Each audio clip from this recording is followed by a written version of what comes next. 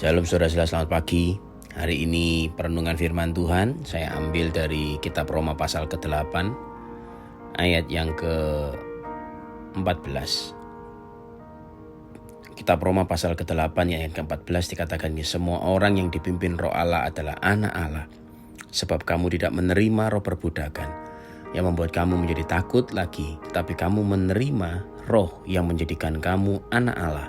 Oleh roh itu kita berseru, ya Abba, ya Bapa.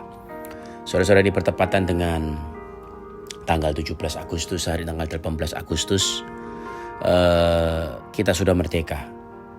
Tuhan sudah memerdekakan bangsa ini, negara kita bersyukur oleh karena itu.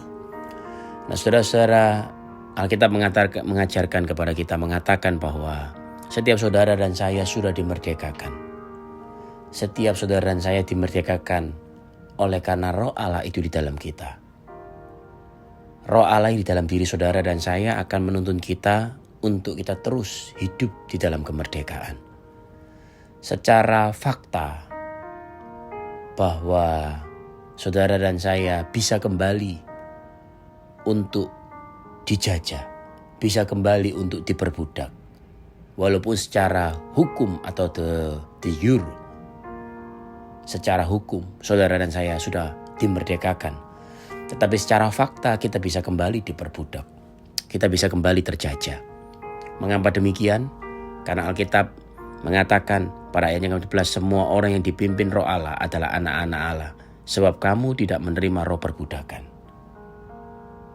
Secara hukum saudara dan saya sudah merdeka, tapi manakala saudara tidak memberikan diri kita, jiwa kita untuk terus dipimpin oleh Roh Allah, maka saudara dan saya akan masuk kembali dalam perbudakan. Perbudakan itu akan memimpin kita kepada ketakutan. Oleh karena itu saudara-saudara, saya mengajak saudara untuk terus hidup dipimpin oleh Roh Allah. Pada saudara dan saya terus hidup dipimpin oleh Roh Allah, kita akan menghindarkan diri kita dari segala macam hal-hal yang mungkin untuk memperbudak kita. Bagaimana cara saudara dan saya untuk hidup terus dipimpin oleh Roh Allah?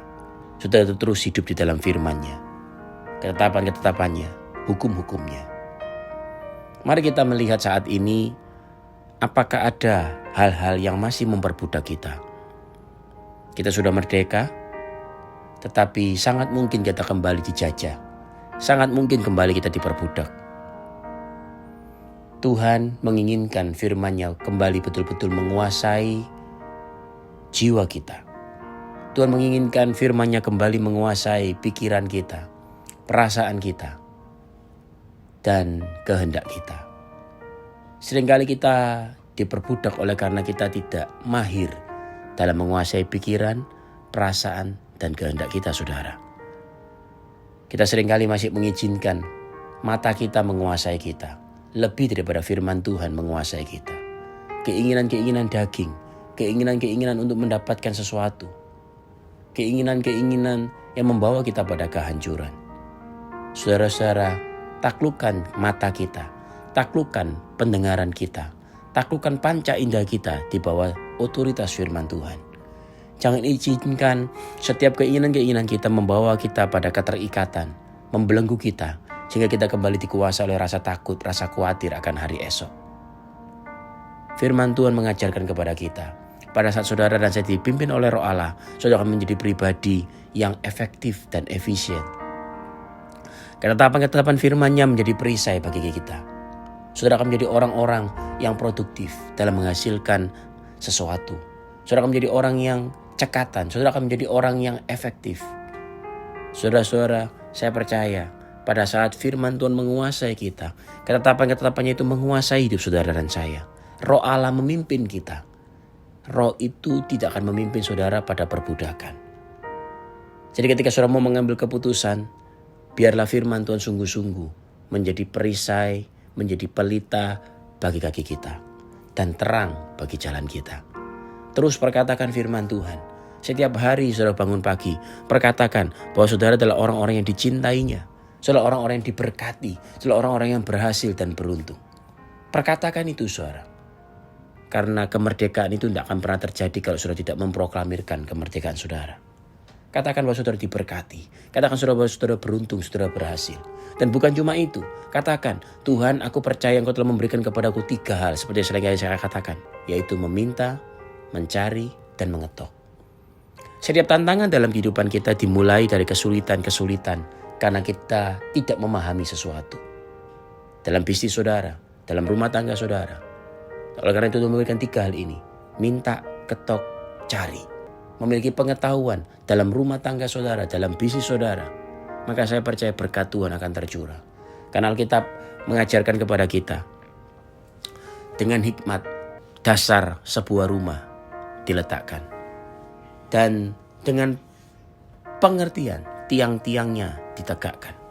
Dan dengan pengetahuan rumah itu diisi dengan barang-barang yang berharga. Seringkali kita mengalami kesulitan dalam kehidupan kita.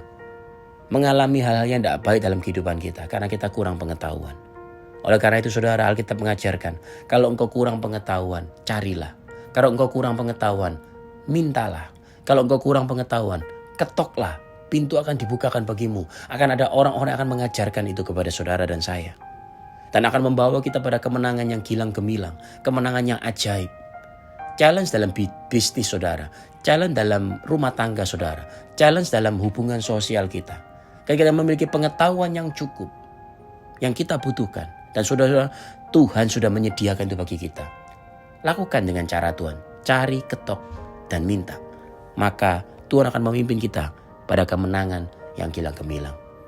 Firman Tuhan penuh dengan semua itu. Oleh karena itu tetap tinggal dalam firman-Nya. Dan saya percaya firman-Nya akan memerdekakan, memimpin kita. Bukan lagi kepada keterikatan sehingga membuat kita menjadi takut. Tapi pada kemerdekaan yang membuat kita hidup berkemenangan dan berkelimpahan. Tuhan memberkati setiap kita saudara. Amin. Amin.